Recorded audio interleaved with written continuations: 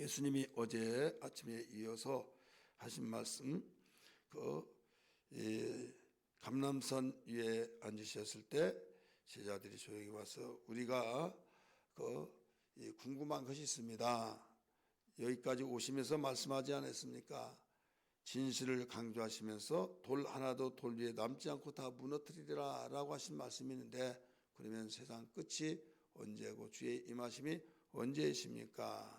이런 일들이 일어난 것이 있다고 말씀하시는데 말씀을 좀 해 주십시오 라고 말씀했어요. 그래서 예수님 말씀하십니다. 말씀하시기를 이 징조가 일어나는 것을 너희가 보고 이게 바로 재난의 시작인 것을 알아라 하면서 어제 아침 말씀해 주셨고, 오늘 이어서 그 징조 중에 하나가 뭐냐, 가장 큰 이 전쟁이 일어난다, 이걸 일러주셨어요. 가장 큰 이 세상에 환란이 일어난다 이거예요. 그러면서 인용을 합니다. 어떤 인용을 하냐, 하나님께서 귀하게 사용했던 다니엘의 그 예언을 인용을 하시면서 말씀하신 거예요. 15절 한번 보세요. 그러므로 너희가 선지자 다니엘이 말한 바 멸망에 가증한 것이 거룩한 곳에 선 것을 보거든, 가로해 놓고 읽는 자는 깨달을진저, 이렇게 나오죠. 오늘 우리는 성경은 하나님의 말씀으로서 누가 말을 했든지 간에, 누가 증거를 했든지 간에 성령이 감동하심을 통해서 그 사람 속에 역사여서 성령으로 선포하고 말씀하게 하셨기 때문에, 감동케 하신 분은 하나님이시기에 하나님이 그 말씀을 당신의 말씀이신지라 책임지신다는 사실을 알아야만 됩니다. 본인이 말해놓고도 본인도 무슨 말인지 뜻을 알지 못할 때가 있다 이거죠. 그러나 나중에 그 뜻이 무슨 뜻인지를 알게 된다. 그러면서 예수님은 시험 받을 때도 가르치실 때도 당신의 하신 말씀이 모두 성경에 있는 내용이고 그 성경에 있는 말씀을 이루기 위한 것이라고 하시면서 수없이 말씀을 해주셨어요. 그래서 기록된 바 이런 말씀을 하시면서 그 구약의 선자들이 외쳤던, 예언했던 그 말씀들을 인용하시고, 모세 율법에서 가르쳤던 말씀들을 인용하시면서 가르치신 것을 우리는 많이 볼 수 있습니다.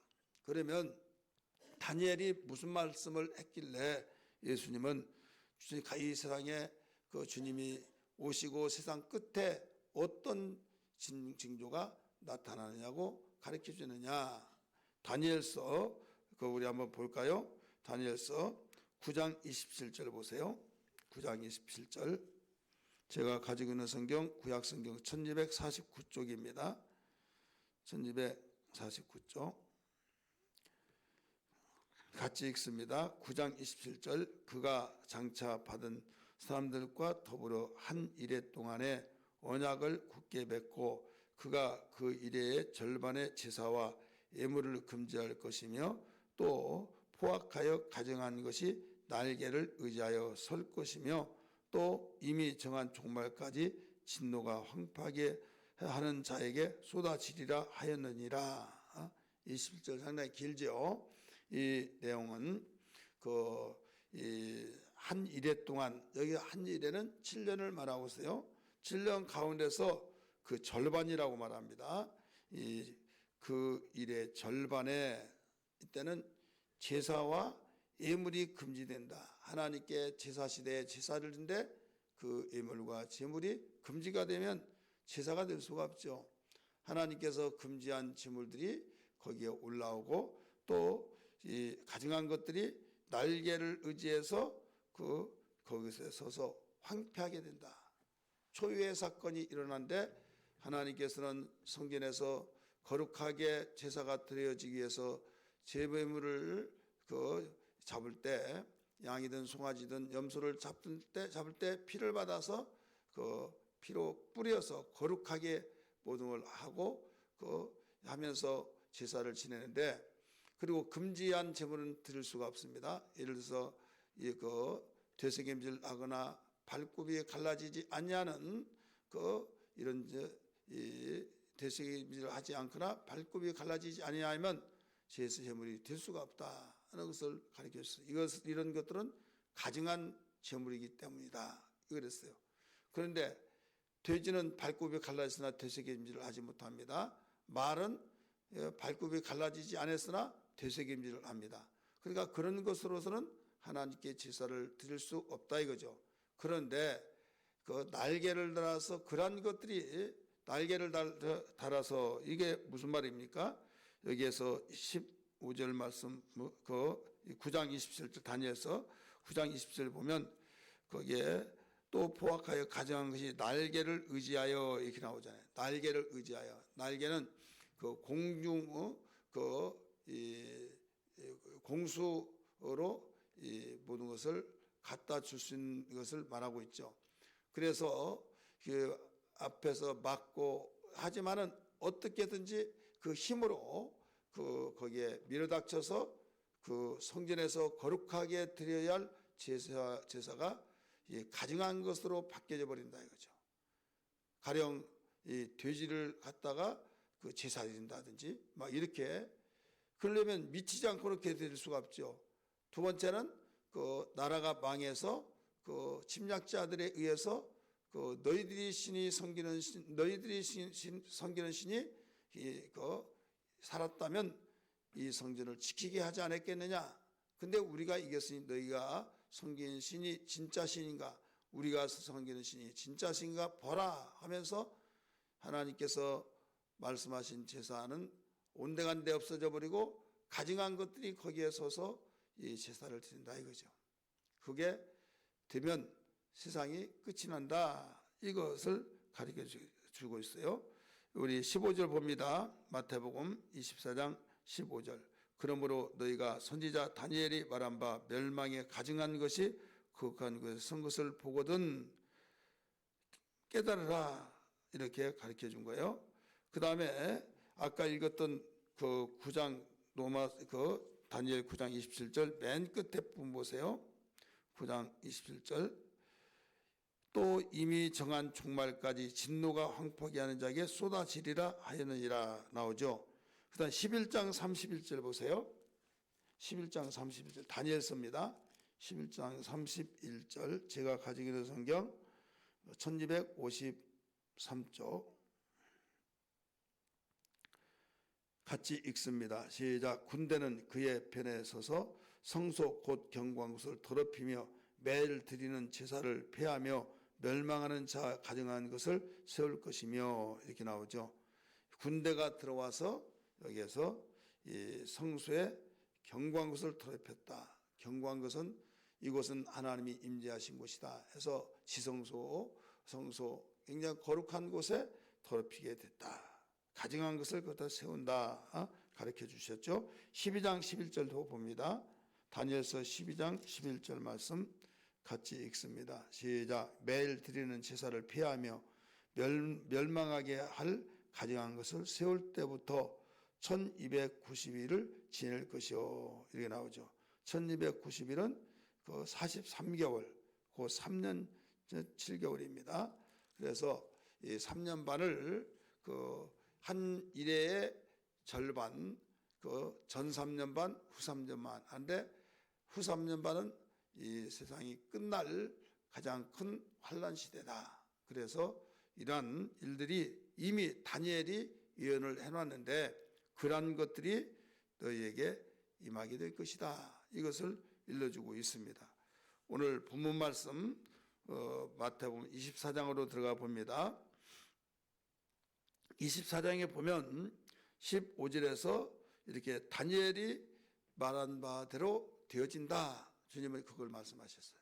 다니엘은 사람입니다. 그러나 하나님은 사람 속에 그 성령을 기름부터 부어주셔서 성령으로 말하게 하심 따라서 예언을 했던 것이 바로 이때 이루어진다. 이걸 가르쳐 주셨어요. 그렇다면 우리는 이 환란 때 어떻게 대처 방안을 세워야 하느냐.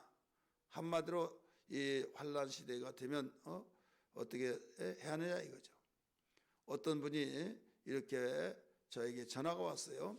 한참 이 전쟁이 일어난다 이런 그 소문이 떠돌았죠.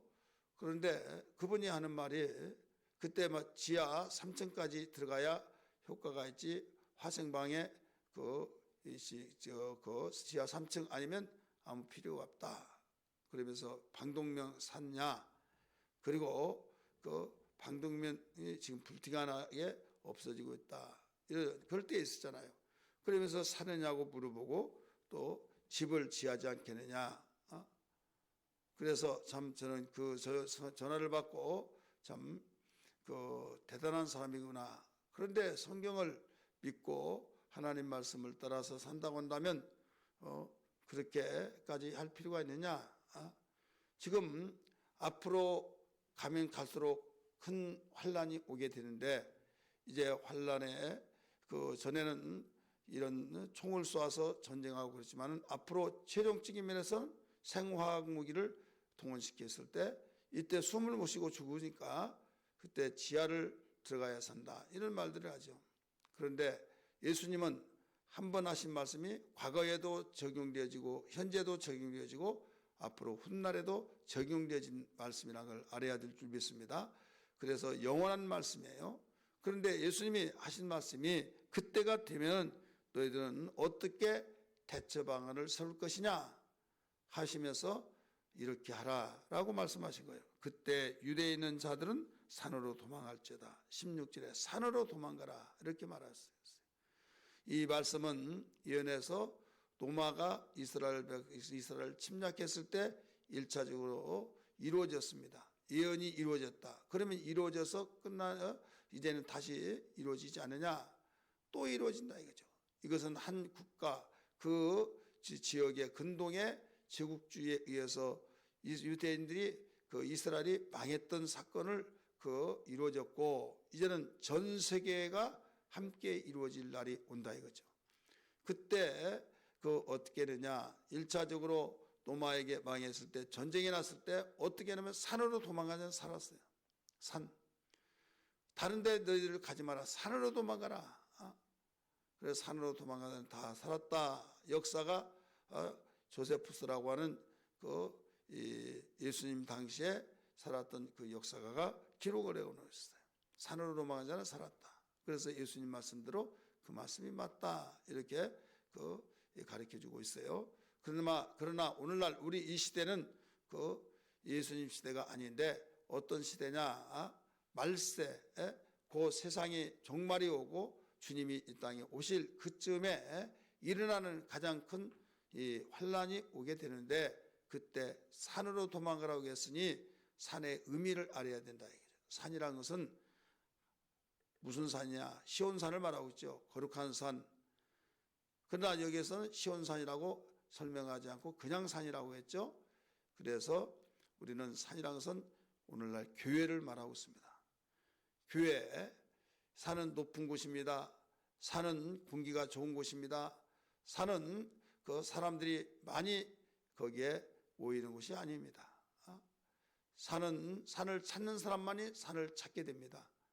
그래서 암으로 병이 든다든지 여러 가지 이 병이 있는 사람들이 산에 집을 짓고 산에서 혹은 휴양하고 그러면 고침을 받고 마음의 병도 또 육체의 병도 고친 것을 우리가 심심치 않게 잘 알 수 있지 않습니까? 볼 수 있고 그러면 우리 이 산이란 오늘날 교회를 말하는데 교회는 가장 높은 곳에 있는 겁니다. 왜 교회가 가장 높은 곳이냐? 하나님과의 관계를 맺고 주님의 몸된 곳이 주님의 몸으로 세워진 것이 교회다 이거죠. 그래 공기가 좋다. 세상에 부패되고 탁한 죄악으로 오염되어진 이때 교회는 주님의 말씀 생명이 증거되고 생명만이 전파되어서 생명으로 살기 때문에 교회가 바로 영적 공기가 좋은 곳이다. 그리고 주님이 당신의 몸으로 세워졌기 때문에 핏값으로 세워졌기 때문에 교회는 바로 주님이 주님의 몸으로서 책임지신 곳이다. 그래서 우리는 교회로 도망가라 이거예요. 그래 교회라고 한 것은 주님과 나의 관계를 말하고 있어요. 그러니까 어디 도망 다니면서 또 이 화학 무기를 대처 방안으로서 방독면을 사고 지하 벙커로 들어가고 이건 약간의 위기 있지만은 여러분 이것이 근본적인 대책이 아니에요. 산으로 도망가야 된다. 도몽산으로 그러니까 불암산으로 도망갈까? 그게 아니라 우리 영적인 산, 곧 교회. 이것은 하나님과 가장 가까이 생활하라. 그래야만 너는 산다. 자, 하나님과 가장 가까이 한 사람이 사는데 왜 사느냐? 주님은 말씀하셨어요. 요한복음 11장 26절에 나는 부활이요 생명이니 나를 믿는 자는 죽어도 살겠고 무릇 살아서 믿는 자는 영원히 죽지 아니하리라. 네가 이것을 믿느냐? 이렇게 말씀하셨어요. 그래서 우리는 죽어도 산다 이거죠. 그렇기 때문에 마지막 우리 이때가 다가올수록 더욱 교회 생활을 잘해야 된다. 이곳이 나의 영혼이 살고 영혼이 살 수 있는 것이 바로 우리의 전쟁이 일어나면 이리 가고 저리 가고 그런 시대가 아니에요. 이제는 오직 우리는 모든 것이 끝이 났지만은 본격적인 시작이 지금부터다. 이걸 감지를 할 줄 알아야만 합니다. 왜? 우리에게는 삼생 가운데서 일생에서 마치고 끝이 아니라 영생이 되어지면 우리의 날이다. 믿는 자들의 날이 되는 거예요. 왜? 모든 사람이 하나님 앞에 서서 심판하여 생명의 있는 자는 영원한 지옥으로 생명인 자는 영원한 영생의 생명의 천국에서 영원히 생활하기 때문에 번데기가 누에 꼬치 속에 있다가 여러분 나오면 그때부터 번데기는 해방이 되는 날이에요. 우리는 이 세상이 아무리 호화스러운 이런 곳에 산다 할지라도 번데기가 누에 꼬치 안에서 기분 좋게 사는 거에 불과한 거예요. 그러나 그 밖에 나와서 허를 날아다니면서 보지 못한 걸 다 보면서 신비로운 세계를 보낼 수 있는 나방같이 우리는 영원한 천국에서 우리가 그때부터 우리의 날이다 이거죠. 믿는 자의 날이요 생명의 약속된 날이다. 그래서 하늘의 소망을 가지고 영적 생활 잘해야 된다. 산으로 도망가야 된다. 이 산은 영적인 교회를 가리키고 있기 때문에 교회 생활을 성공시키라 이거예요. 두 번째, 지붕 위에 있는 자는 집안에 있는 물건을 가지러 내려가지 말며 나오죠. 지붕 위에 있는 자. 이스라엘 백성들의 유대인들 당시에 지붕은 그 기도처로 만들었어요.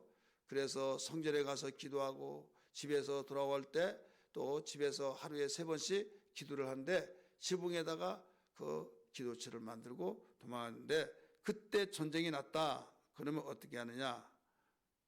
불안해가지고 거기에 그 집안에 물건을 가지러 내려가는 경우가 있겠어요? 없겠어요? 있죠. 이건 심리적이에요. 그런데 절대로 집안의 물건을 가지러 내려가지 말라.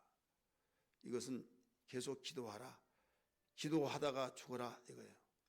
죽든 살든지 기도할 때 내가 너를 지키고 내가 너를 보호하고 네가 이때 그 기도하는 그 길에는 길이 있다 이거예요. 그래서 우리는 집안에 있는 물건은 뭐냐면 사사로운 생각 또 여러 가지 복잡하고 여러분 전쟁이 일어났을 때 기도할 때 얼마나 두리뭉실 또 뒤숭숭숭 하면서 이런 생각 저런 생각이 되면 기도가 되겠어요? 그러니까 기도가 되지 않은 것은 집안의 물건을 내리고 가지러 가는 것과 똑같은 것이다 이거예요. 그래서 오직 골방기도 오직 기도한 것이 하늘에 사무치며 오직 기도할 때 기도를 성공시키라 이거예요. 어렵고 힘들 때일수록 기도를 성공시켜야 살 길이 있는 것을 믿으시기 바랍니다. 마지막으로 우리 18절에 밭에 있는 자는 겉옷을 가지러 뒤로 돌이키지 말지어다. 밭에 있는 자, 밭은 일터지요.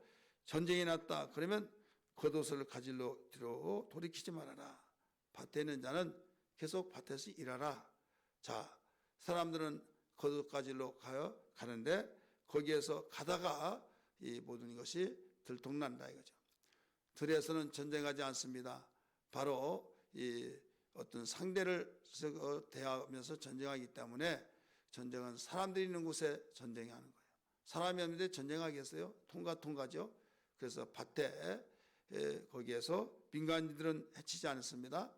지금 전쟁은 러시아는 가릴 것 없이 무조건 폭격해서 바로 정상적인 것이 아니죠. 그래서 전쟁에도 율이 있다 이거죠. 절대 민간인은 죽이지 않는다. 그래서 죽이면 이제 그때부터 이건 포악으로 들어가는 거예요. 하나님이 심판하신다 이거죠. 그러므로 밭에 있는 그 사람들은 그대로 일을 하라 이거예요. 자, 우리는 전쟁이 일었다고 해서 그 신앙생활 지금은 우리는 때가 아니다 해서 우리의 일은 뭡니까? 영적 일이죠. 하나님의 일이죠. 하나님의 일은 주님 오실 때까지 계속돼야 될 줄 믿습니다. 여러분 세상에 이런 말 있잖아요.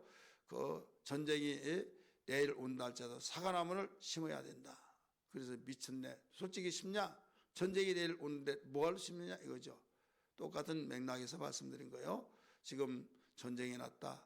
큰 환란이 일어났다. 그럴 때 밭에 있는 사람 뭐하러 일하냐 하면서 우리 가자 하면서 겉옷을 가지러 가지 말아라 이거죠.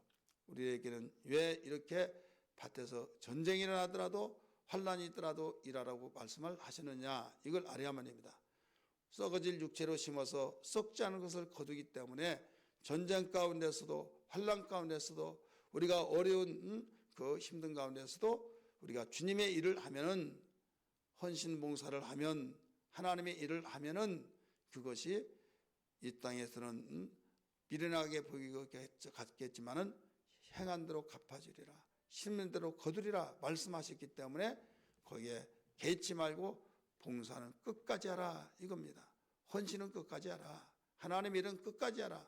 그러면 썩어질 육체로 심어서 썩지 않은 것을 거두기 때문에 너는 풍성한 영광이 있을 것이라 라고 말씀해 주셨습니다. 오늘 시간 관계상 19절 20절은 내일 아침에 보기로 하고요.